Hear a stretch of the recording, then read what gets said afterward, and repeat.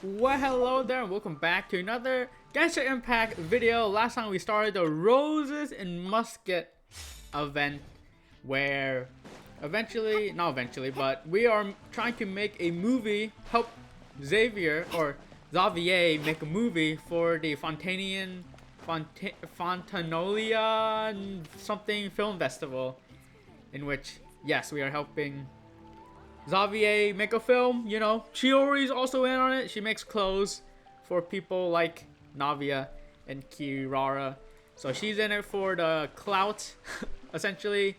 Ayaka and Ayato are also in it for some kind of Inazuman cultural exchange thingy-mabobber. Yomiya's also there to vibe. Cheverus, Chiori's friend, also kind of there to vibe. And then we also have Farina as our director, kind of directing, I guess. So indeed, we have to do that. And also, there seems to be some murder cases happening that involve muskets that Cheverus wants us to investigate. Indeed. So there's a bit going on, and it's a long one. Last act was like an hour and 11 minutes. And there's 5 acts. So I don't know how long this event seems to be. It seems to be pretty long. If this second act is also like over an hour long, then we might need. Oh, look at this little cute Paimon token. It's like a Paimon sigil. Anyways, we should start. Fiction and reality inside and outside the frame. The cameras or the film's shooting is going smoothly. The story recorded in the camera seems to be being performed somewhere beyond the frame. Okay, yes. Wait until 8 or 10. Yeah, I will be able to catch this line of what's it? Is it 8 or 10? Shouldn't it be like a few more hours? I will be able to catch this, but the next few acts I won't be able to do for a while, and so we won't be able to catch the starting sequence, which I usually miss a lot. Was that not enough? Are you kidding me? Gosh darn it, I thought that would be enough. Because yeah, I've been playing a little bit. It's not like I haven't been playing after filming that last episode. I have been playing a bit, so I thought it would have been enough time, but apparently it wasn't enough time. Yeah, so I'll be able to record this for now, but unfortunately I'll probably have to finish this at like the last week that's up, because obviously there's the holidays and New Year's coming up for me, or IRL at the time I'm recording this, so indeed. It's finally time to meet up with everyone. Paimon even dreamt of making the film last night. If Paimon remembers right, we're meeting at Hotel de Boer. Let's get going. I often miss that little bit because Paimon usually talks to you at the beginning of every event quest, kind of announcing that it's starting. And so I usually miss that very often because I'm not ready to record. And you can't really get that, I guess, voice line back after you've started. Unless you're like close to the game in the midst of it, but obviously, you know, I have to spend resin, I have to do my dailies, so yeah, not often do I get that on these videos, but good to catch it there when I can. Anyways, let's continue. We have to go to the hotel. I am going wrong way. That's not good. Yeah, there's 4 more acts. I wonder what they're gonna do in 4 acts. A lot, but we can. Oh, I thought that we can talk, but no, we can't. Good morning. Xavier said yesterday afternoon went well. Yeah, and how about you, Ayaka? What were you up to yesterday? After we split up, Ayato went to see Udex Nervillette at the Palais Marmonia. I was originally thinking of going with him, but he said he could manage it himself. He told me to go see the sights around Fontaine and to enjoy the local culture. So I rode the aqua bus with Yoimiya and visited the opera house on Aranias Island. Yeah, you wouldn't believe what we saw there! 2 mechanical puppets that were dancing together! You've already seen them, right? The Dirge of Copulia and the Nemesis of Copulius. Yeah, those 2! Amazing, aren't they? We sat and watched for quite a while. It was mesmerizing. Like we could keep watching them forever. Oh, it was the same for us the first time we saw them too. Nope, I was just trying to farm for Afterwards, Lynette we went mats. swimming at the beach. Well, diving, to be exact. It was the first time I ever breathed underwater. I held Ayaka's hand and we counted down together. 3, 2, 1, and then splash! We were beneath the waves.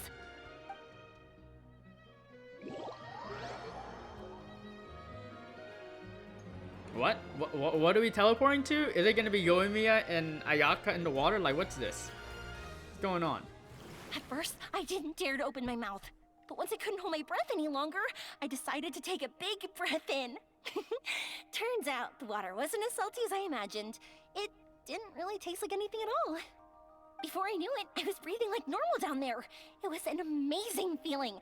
Ayaka said I was too nervous and needed to loosen my grip. She got used to everything way faster than I did. I knew that the Traveler could do it, so I had no doubt we could do it too. That helped me feel at ease as soon as we dove in. The underwater world in Fontaine truly is beautiful. I love seeing the Romaritime flowers blossoming underwater, like little candles lighting up the streets at night. Yeah, and there were so many creatures that we've never seen in Inazuma. Like those fish that shimmer like a sword blade. Whoosh! Oh, and those big fish that call when they see people. Ooh. Oh, you mean Hunter's Rays and Blubber Beasts. I just love the name Blubber Beast. Just wait till Pops and the others hear about this. They probably won't believe a word I say.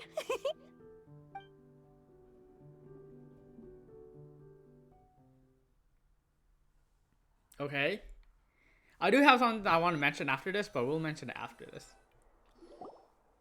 Yoimiya was down there for quite a while. It was dark before we finally rode the aquabus back to the city. I figured she'd want to sleep in today. Yeah, even I was worried I wouldn't be able to get up. I still felt like I was drifting in the waves when I went to sleep last night. But as soon as I woke up today, I remembered that we'd all be shooting a film together, and I was ready to go. Speaking of the film, where's everybody else? My brother and Xavier were speaking to the restaurant owner about using the place as a filming location. They should be here soon. As for the others, We're here. Please excuse my tardiness. I just finished the Special Patrol's 6-mile morning jog. Wait, 6 miles? I'm so tired. I heard you all chatting, so I decided to come down. I sure could use some of that endless energy everyone else has. Good morning, everyone. Morning. Can someone fetch me a cup of coffee? More milk, hold the sugar. Sure, I'd be happy to do that for you. No, you can't go anywhere. Please, have a seat over here so I can get started on your makeup. Ugh, the last thing I want is coffee stains on my costumes. I can get the coffee. It's the perfect job for an assistant.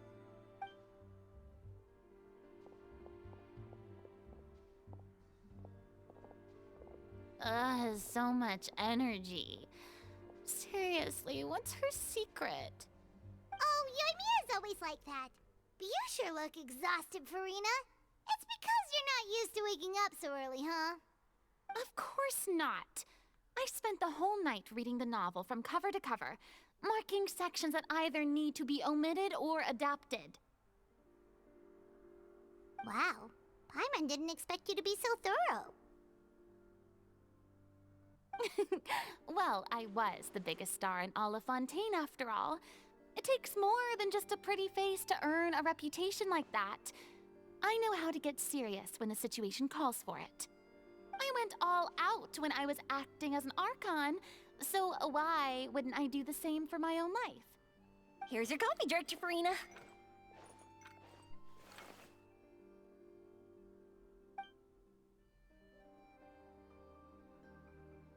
Oh, thank you. The sound of being called director and the aroma of coffee feels almost as refreshing as hearing the birds chirping in the morning. Ah, it seems everyone has managed to arrive on time. We've reached an agreement with the restaurant owner. We are free to use the second floor to shoot our film. Really? That's great! He is really looking forward to our film, and hopes that providing his restaurant as a filming location will attract more customers. Well then, Mr. Xavier, I'll leave the rest to you. Okay, thanks. First, I'd like to introduce our new members. This is our prop manager, Veronique. She'll be in charge of all the film's props and items. And this is Bonneau, our lighting technician. He'll be in charge of lighting and illumination to set up each scene's atmosphere. Wow. Sure feels like we have some real professionals joining the crew now. First of all, please allow me to first express my sincerest gratitude to everyone in the crew. When my investor informed me yesterday that he wouldn't be able to provide the funds, I really thought that this was the nail in the coffin for this film. I had no idea that I'd find so many people willing to help me on such short notice.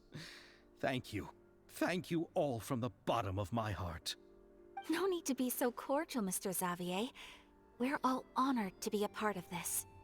Your works made a profound impression on me when I saw them back in Inazuma. I am sure that someday, this film will be remembered as a prime example of cultural exchange between Fontaine and Inazuma. Yes, the story is the reason I agreed to join.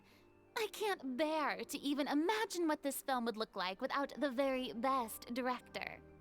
Anyway, I would like to make a promise to everyone that as the producer of this film, I'll do whatever I can to ensure that everything goes as smoothly as possible.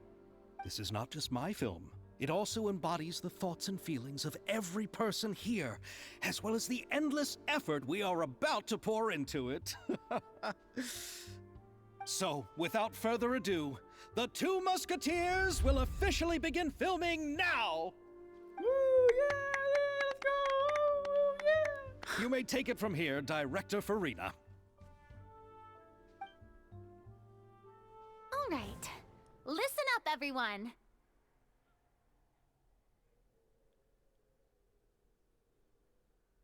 The first scene takes place when the two young musketeers are living at the Baron's home, still unaware of all that is about to happen to them. We'll need props and lighting to set the scene. Our lead actors can go get their makeup done, and extras, please take this time to go over your positions. Whoa. Seems Farina's really kicking things into gear as the director. Is everyone clear? I don't want anyone traipsing around the set like umbrella finches. All right, cameras will start rolling as soon as the set is ready. Let's make a film that'll make some serious waves in Fontaine. Not the kind of waves that drown people. I mean, the good kind of waves. Seems like she's still a bit traumatized by that. Anyway, let's go see if there's anything we can do to help. Fiction and reality inside and outside the frame. Act 2 started? A few things to note. Who do you think the murderer is? Again, Chevra said that there are some sus people out there, so I'm thinking it could be. What are the chances that it's somebody that we meet during this act? I bet it's him. Or the other lady, I bet it's her. It might be. It honestly might be. That seems like what's the case. Also, I was gonna mention. I should have mentioned this last night, or I should have even mentioned this in Farina's story quest. Well, of course, Farina's super skilled at doing stuff. She's been alive for 500 years, or like probably over that. So she has like so much experience, you know. So of course she should be skilled in things like directing and stuff, just because of the experience that she holds.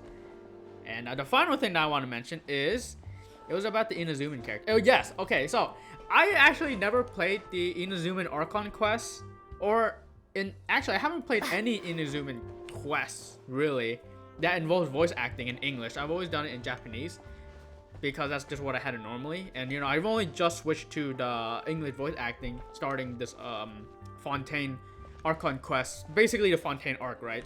And so yeah, I'm hearing a lot of these English voices for the Inazuman characters for the first time, which I thought I would have heard when I play it on my alt account, but I never got around to it yet.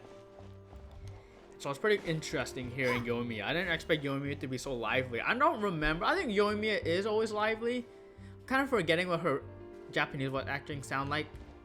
I know Ayaka's definitely the same vibe as well. They both have the same vibe. It's just very different in character speaking. Right? I think actually Yai Miko has a pretty different vibe. English voice acting and Japanese voice acting. But when it comes to Yoimiya and Ayaka, if I can recall, Ayaka I know has a similar vibe. Yoimiya's I think similar. Ayato, I didn't hear much of him because I only really played the story quest, and he was involved loosely in like the kaiju, not kaiju, not Yosenji, that's Yu-Gi-Oh! The yokai event.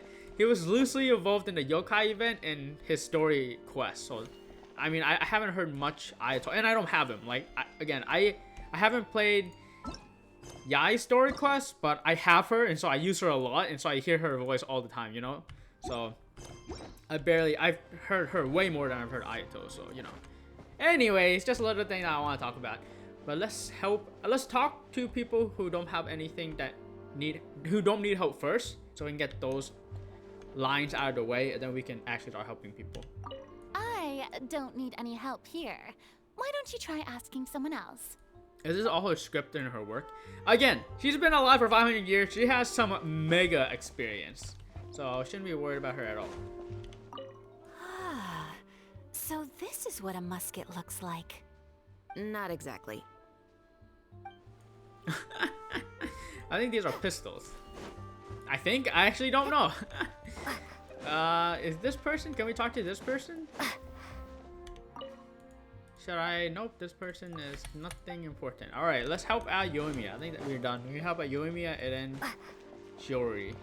Also, where the heck? Oh, Shiori was Aito. Okay, I see. How about here?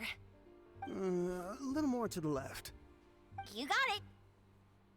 Hey, Yoimiya, do you need a hand? No, I'm fine. You know, doing the lighting is kind of like designing a fireworks show. It's interesting to imagine what kind of atmosphere the lights will create. I heard that the Traveler will be operating the camera and Paimon will be the clapper loader, right? Those roles are just perfect for the two of you. Really? Is that because it'll be easy for Paimon to hold the clapperboard while flying? Well, sure, there's that, but that's not exactly what I meant. I just think that after all your journeys together, you two must have developed a super close bond and just naturally know how to work with each other. If I'm not mistaken, the director will want the cameras rolling as soon as the clapperboard goes clack. Actually, we started rolling before that. The clapperboard just gets edited out in post-production. What the heck? Is this true? I think it is true, because sometimes whenever you see the bloopers, people like clap the board and then the scene goes on. So yeah, I guess our main traveler is correct here. Oh, I see. It's amazing to see the magic behind filmmaking. Yoimiya, we need lights over there too. Oh, on it! I've got to get back to work. Chat with you later. Oh, it's exciting to see so many people working together to bring the film to life.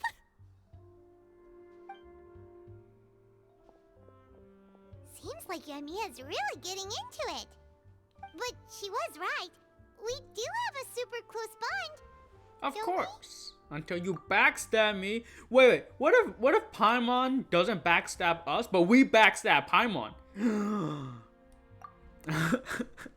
I always thought of it the other way around, or I should say, I've never thought about it the other way around. You know, because we always assume that Paimon's gonna backstab us. But what if we backstab Paimon? Paimon's really happy to hear that. I said it here first, guys. I made up the hypothesis first.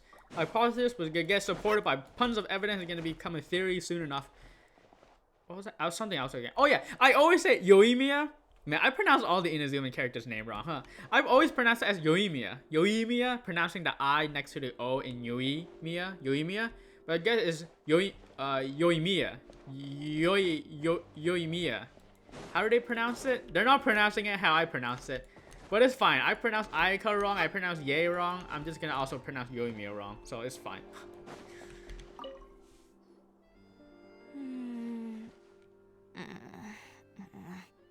Ayaka has mentioned you to me before.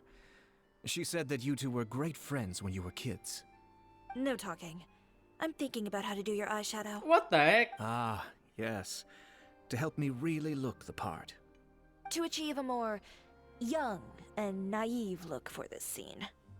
Are you saying the wrinkles around my eyes are too deep? You just have too much of a calculating look in your eyes. You sure don't mince your words. It seems you really haven't changed much. Quiet. Hey, Chiori, do you know who you're working with? Bro, this is Ayato we're talking here. This is like the big boy. This is like the Kokomi. I don't even know who has this position. Kokomi, I think it's one of the Kujo people, but I don't think it's Kujo Sarah. I think it's the dude. The dude that tried to duel Rain and Shogun. That dude. Oh my gosh, I accidentally started something I didn't want to start. I didn't finish talking to them. This is a real musket? No, it's just a prop weapon. Not bad. Have you seen a real musket before? Only in books and newspapers. I made this one based on the relative shape and proportions I saw in reference images. When we're filming, some special gunpowder will be applied around the muzzle, which will help create the flash and smoke effects of a real gun being fired. Which means it'll be up to the actors to portray the recoil. That's right. The sound effects for gunshots will also be added in post-production. Thank you, Veronique. I think I know where to start now. However, the musket's gears and firing pin could still use some work. Adding some wear on the metallic components will make them appear more realistic. Also, be sure to rub the muskets with some oil each time before we start shooting. That'll give the impression that the firearms have been well maintained. Good point. You seem to know a lot, Miss Chevres. I assume you use these types of firearms on a regular basis? Yes, I perform routine maintenance on my weapons every day. Just like we as people need to eat and sleep, muskets need to be cleaned and maintained. I also perform similar care for my sword every day, and familiarize myself with its shape and weight, to the point where it feels like a natural extension of my body. Yes, this way, our weapons will never betray us in the heat of battle. Yes, well said. It seems we have the same philosophy on this topic. Oh, sounds like they found a common interest to talk about. Though these props differ from the muskets I use, I can still give you some pointers. Good. I look forward to your instruction. First and foremost, never point the weapon at anyone, regardless of whether it's a real or prop weapon or whether you're holding it or it's on the table. This holds for any time when you're not actively engaging an enemy. Okay, understood. When aiming the musket, extend your arm so that it's level with your shoulder, and use your eye to look down the weapon's sights. Like this? Not bad. Gangsta! Now, Look try at saying her, she's your holding lines. it. This is the Gangsta, end what of the the road heck? for you. Good. Now turn your body a little. That way, you'll give your enemy less of a target to work with. And relax your shoulders. Here, allow me to demonstrate. This is the end of the road for you. Huh. Excuse me, Miss Chiori. Director Farina, there's something I wish to discuss with you. Oh? What is it? Like this? Yes, much better. What do you think? I do see your point. But are you sure you wish to do this? I believe it would be most fitting. Well, if you insist. All right, I understand. Miss Ayaka, Miss Chevres, could the two of you please come over here? Huh? What's going on? Are we gonna start filming now? Let's go see. What is it? I have a question for you, Miss Chevres. Would you be willing to play the role of a musketeer? What? To clarify, I would like to turn over my role to Miss Chevres. But brother... Don't worry, Ayaka. I actually view this as a good thing. I was becoming troubled trying to set aside some time to speak to the staff at the Palais Mermonia. I would like to have some conversations about the cultural exchange between our two countries, and I've heard that the bureaucratic process here can get rather complicated. Now, I will be able to focus on my work. Besides, you also know that I'm not really one for public performances. Are you really sure? From a director's point of view, I also felt like the relationship between the two musketeers in the original story could be improved. The older brother in the story plays the lead role with his overbearing character, but this causes his character to overshadow that of his sister, and the theme of the two supporting and relying on each other isn't conveyed very well. But if we were to change the siblings to two sisters of a similar age, then that aspect of the story might come through more clearly. Also, I've seen you instructing Ayaka. That cold and dignified personality is exactly what we need for the older musketeer. Of course, even with all these insights, the decision should still be made by Miss Chevreuse. Chevreuse mentioned that she really likes the story, right? Paimon bets that she'll take the role. Do it. Do it. But she still have to prioritize her work. But we still don't know if she's a big fan of acting. We still don't know if she has yeah, I'd say a big fan. All right, I'll take the role. Good. It's decided then. I'll get started on making edits to the script. We'll also need to make some immediate adjustments to the lighting, props, and costumes. I have a feeling that our adaptation will be even better than the original story. You're doing a great favor for me, Miss Chevreuse. You have my gratitude. Don't mention it. I like this character, so if anything, I should be the one thanking you. Well, since my brother is the one who brought up the idea, I suppose there's no need to worry. Let's go, Miss Chevreuse. I look forward to working with you. Please, just call me Chevreuse.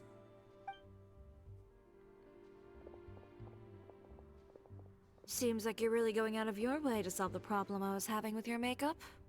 Surely you jest, Chiori. I assure you that I was mostly motivated by a desire to spend more time on formal business. Lies. Oh, come on. You really think I'd buy that? According to what I've heard from Ayaka, her brother is someone who can juggle 10 different matters at the same time. I'm sure you have other reasons for backing out. Perhaps. Ayaka always said she wanted to go out and see more of the world, just like the Traveler. But I feel that she needs not only to see other nations, but also to make some different kinds of friends. I think it would be harder for her to make new connections with me constantly by her side. I would like to give her some space. All right, go on. Spoil her some more. Ayato, it's too bad you're stepping down from the role. Paimon really wanted to see you act as a musketeer. This is the punishment you deserve! Pew pew pew! No need to poke fun at me. I'd wager that you also felt that I wasn't the best candidate for the role. It's a little hard for Paimon to imagine you saying those lines. So are you gonna go to work? Are you gonna go back to work now? Yes. I've made an appointment to meet some people from the Palais Mermonia. Now, I will have some more time to prepare. Traveler, get the camera ready. Paimon, get the clapperboard. Actors, to your positions. We're about to start shooting the first scene. Go on now. And please take good care of Ayaka. Yep, don't worry. You can count on us. Good luck with your work. Thank you. I look forward to seeing the film when it's finished. All right. Now that we're all here, let me help set the scene for everyone. The first scene takes place when our two main characters are still living at the Baron's estate. They've been ostracized and verbally abused by others in the household, but they still have no idea why. We want to capture how naive and innocent they are, despite their pain. Chevreuse will be playing the role of the older sister, Tulip, and Ayaka will be the younger sister, Iris. Be sure to get close-ups of the main characters at the right moment. Silence on the set! Lights, camera, action!